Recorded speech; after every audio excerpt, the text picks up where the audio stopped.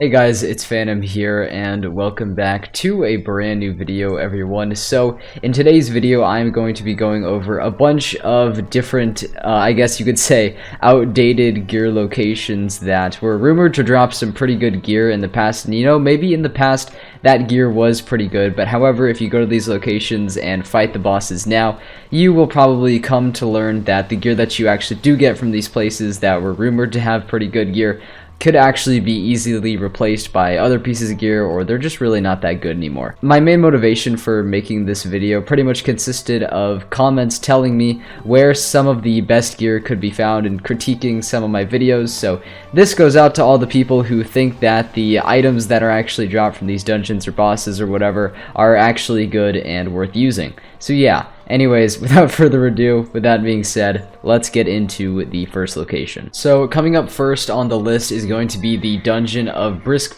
Tower, where the final boss of the dungeon, I believe he is a wraith at the top of the tower, actually drops a pretty decent ring. Now, while this fact is true, the reason why it is on the list of areas that you should not farm for is because it's just simply not really worth the trouble. Now, of course, if you really wanted to, you could come and do the Brisk Tower dungeon and try to get the good ring, which, yeah, of course, isn't even a guaranteed drop at the end of the day from the, hard cheating boss at the top of the tower. Go through, like, all 10 floors or whatever it is. Seriously, the dungeon is absolutely massive, and you can try to get that ring, and you know what, it's not a bad ring. I think the rings that he drops give around like 5 damage or something, which is like almost equivalent to the rings in Buckingham Palace that are dropped, which is like a dungeon for level 40s. Still a difficult dungeon, but I think definitely more worth it to farm for, in my opinion. But yeah, Brisk Tower is a dungeon for level 50s that I would highly not recommend farming, just because the dungeon, I mean, it takes way too long.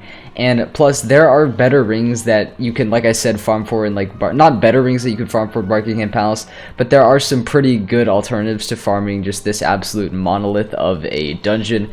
As well as a few levels later, I'm pretty sure you can actually purchase better rings from like vendors in Wintertusk. I just remember a comment a while ago telling me that Brisk Tower actually drops a decent ring, and while that's like true, it's just that, and it's not necessarily false information, it just kind of pisses me off because I don't want any single one of you just wasting your time, trying to farm Brisk Tower for an item that you're going to just replace like 6 levels later or something.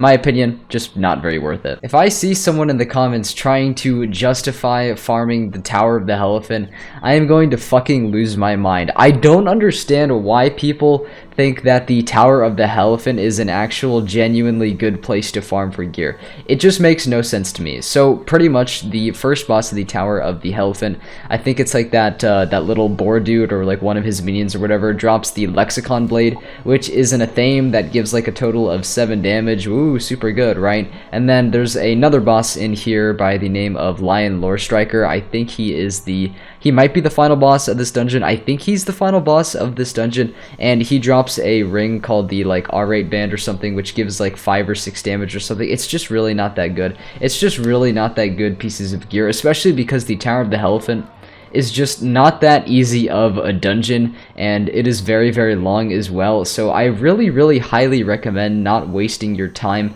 on this dungeon. I'm pretty sure I have, hold on, do I have it on this? It might not be on this wizard. Hold on, let me go to my death real fast.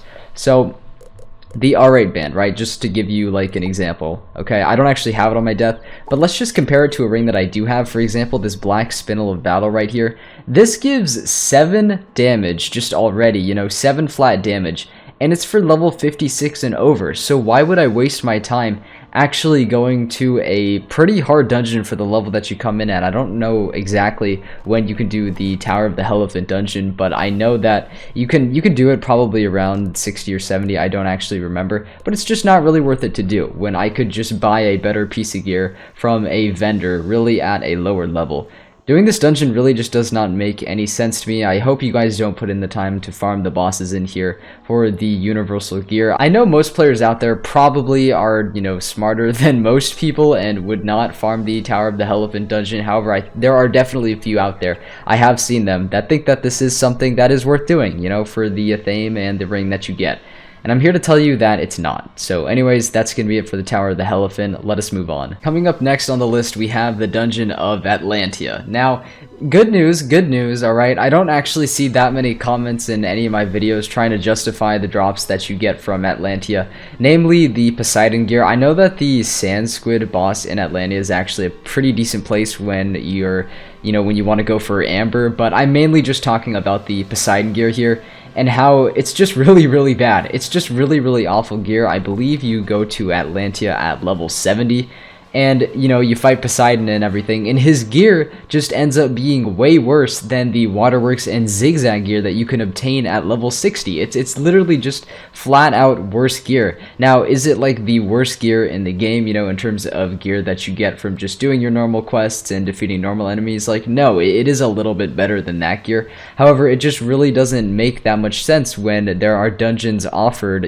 10 levels before that actually just drop better gear with better damage and definitely a lot more resist. Atlantea gear might actually give more crit. I'm not really sure about that though. I'm not really sure about that considering Zigzag is pretty offensive gear. But overall, you should not farm Atlantea at all. I'm pretty sure the wands are like, God, the wands are just abominations that I never want to ever look upon again when I do Atlantea, if I ever do Atlantea again. But it's all just really bad. That is the main point I'm trying to make here. It is just all really bad and worse than the Waterworks and Zigzag gear. You should definitely be rocking the Sky Iron Hosta as well. The Zeus one, or not the Zeus one, but the Ares one, way past Atlantea. Just skip the Poseidon Trident, alright? You don't need it. It's a terrible one. Just skip all the Poseidon gear. Just don't do Atlantea. It's bad. It's bad. Coming up next on the list, right across from Atlantea, in fact, we have the Dungeon of Tartarus. Now, I know that the secret boss, Cronus in Tartarus is actually decent for Amber as well, and he actually drops a pretty good Athame that I guess you could farm for if you wanted to, because just in my experience, like, the drop rate isn't too bad. But really, in this section, I am mainly talking about the Hades gear as well as the Amulet of Divine Influence. Now, I actually do have the Amulet of Divine Influence, I think, on this. Yeah, no, I actually have it equipped right now. I'm actually not sure why I have it equipped right now, because this makes no sense. I'm wearing my energy gear, okay? In my main set, yeah, no, in my main set, I'm rocking the Dragoon one.